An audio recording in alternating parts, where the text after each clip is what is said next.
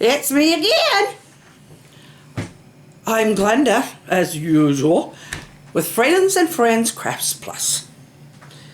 And I'm going to do the 9th plague. I have been busting my head trying to figure out how to do this one. Well, not literally, but it feels like. This is the plague of darkness. Other than black, how do you do the plague of darkness? Well, the plague of darkness is total only on one side, and that's on the side of the Egyptians. So that side I will paint totally black, but only you will be able to see some little hints. Okay, to get some backup here, Pharaoh says to Moses, I have sinned against your God. Please forgive me. Ask your God to please get rid of these locusts. He went out and he prayed, and he blew the locusts into the Red Sea. Now, the Red Sea, if you know that little kind of Sinai Desert that peninsula there, that it's now Iran and a lot of those. Back then, that also belonged to Egypt. It was kind of like Egyptian territory, according to the map I found. And then the Lord said to Moses, stretch out your arm toward the sky, and I will bring darkness that can be felt over Egypt. But the Israelites would be able to see.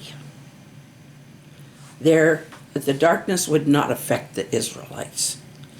They would be able to see in their place where they lived, as long as they didn't go over to because the Israelites are kept separate.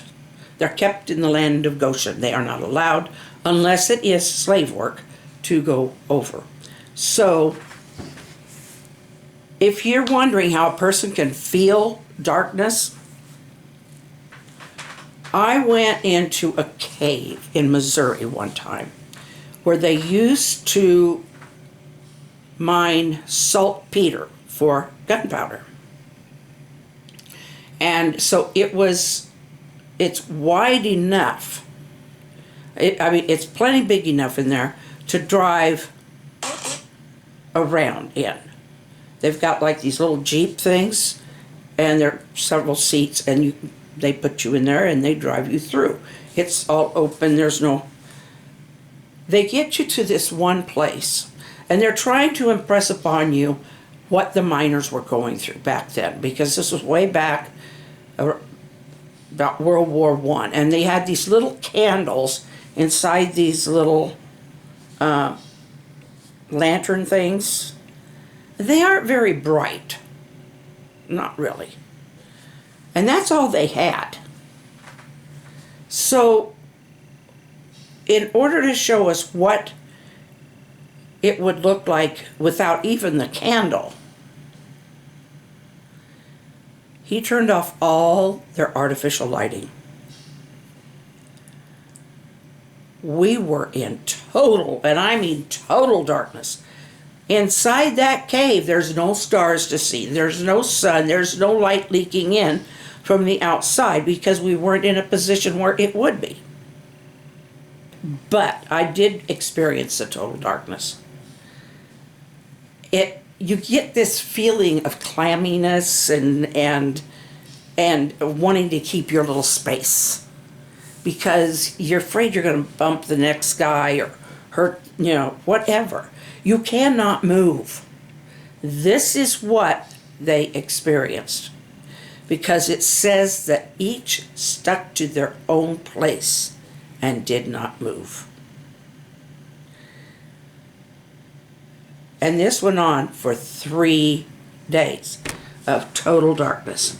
So I'm going to paint that side black. So I'm going to set it down here for a bit, and then I'll go on to the easel. Okay.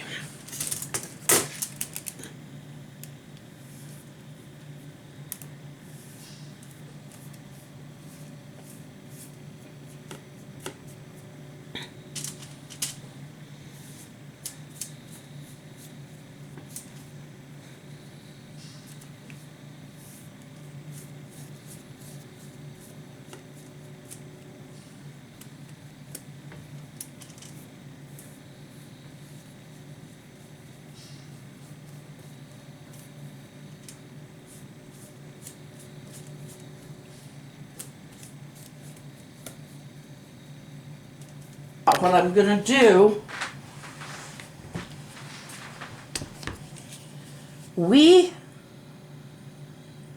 they cannot see anything. But pretend there is like a wall of glass here. They can't see through it. They cannot see anything through it. But have you ever pushed your nose up against glass or put your hand on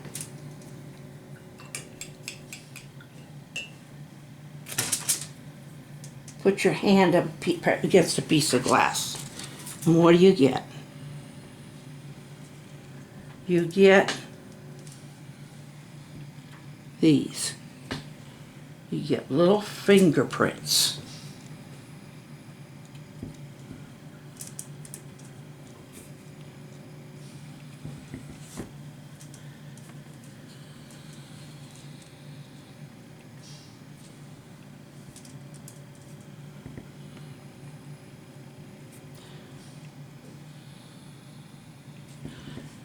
Now, who knows how many people are putting these fingerprints on there, because this represents a whole land.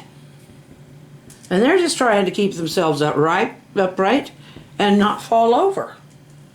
That's all.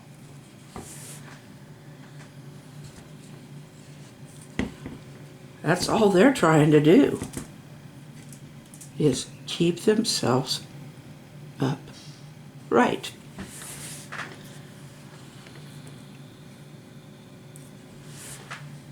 Okay, so we have this side,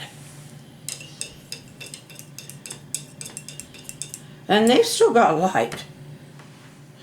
Let's put some little candles in here.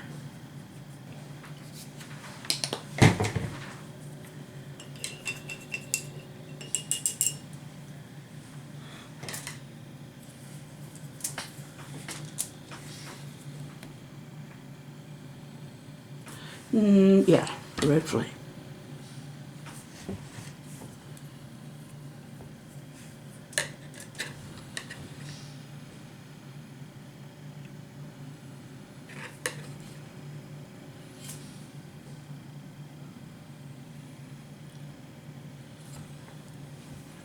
Oxygen likes to fall off from over my ear. Why, I don't know.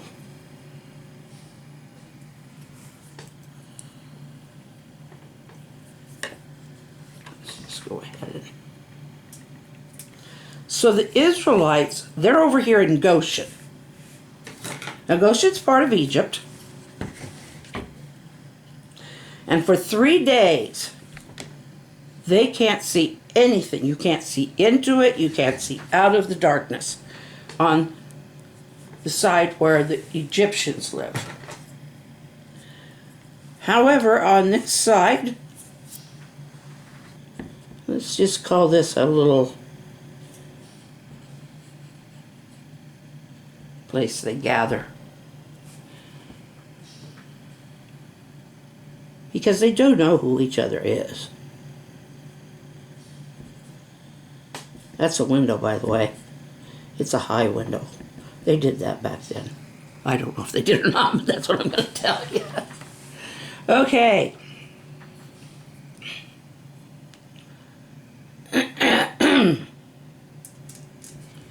Their animals are okay. There's no problem with their animals at all.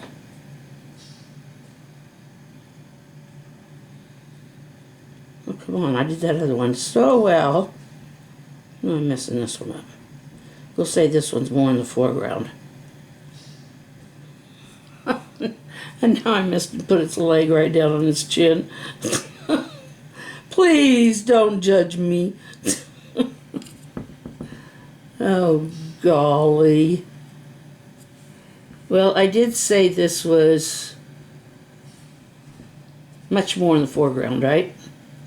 So we're going to give a little neck and a big head here. There's a big old...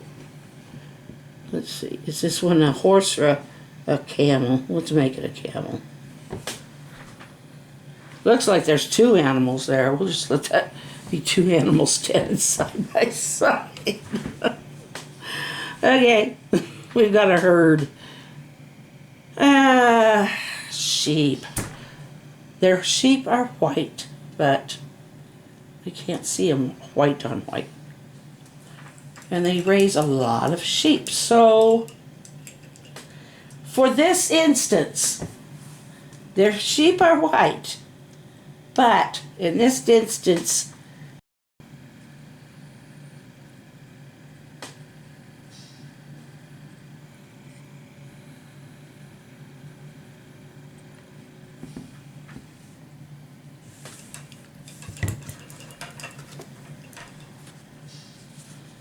so I'm just going to figure all the people are in that building right now. If you can call that a building. They're having themselves a candlelight service.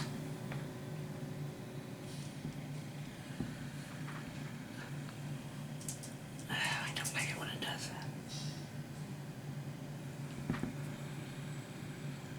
Their little black face. Some little black legs. There. Okay. I'm no Picasso. So this is the situation. The Egyptians are in total darkness, complete darkness for 3 days. And these little like fingerprint things, those represent how dark it was. They can't even see their fingerprints. But I'm imagining a little window there. Or a piece of glass. They can't see through it. But we can see where they put their little fingerprints on here. Okay. Now by this time, you've probably figured out that I have put a message in there. You probably saw it better before I added all this other stuff. Just follow the dots on both sides. Not the lines, the dots on both sides. If you have to draw out the dots on a little piece of paper to figure it out, go right on ahead. But you will find a message. It's a message that has been in there before, or that has been in this story. That's all the damage I am going to do to the 3-day darkness, because I don't know how else to portray that better. And it gives me a chance to send a little message, a fun thing for you to do and try to find it. I'm finding out this is so fun to put these little messages in things. So I love you all. Take care of yourselves and give a smile and a wave. Good night. Good night.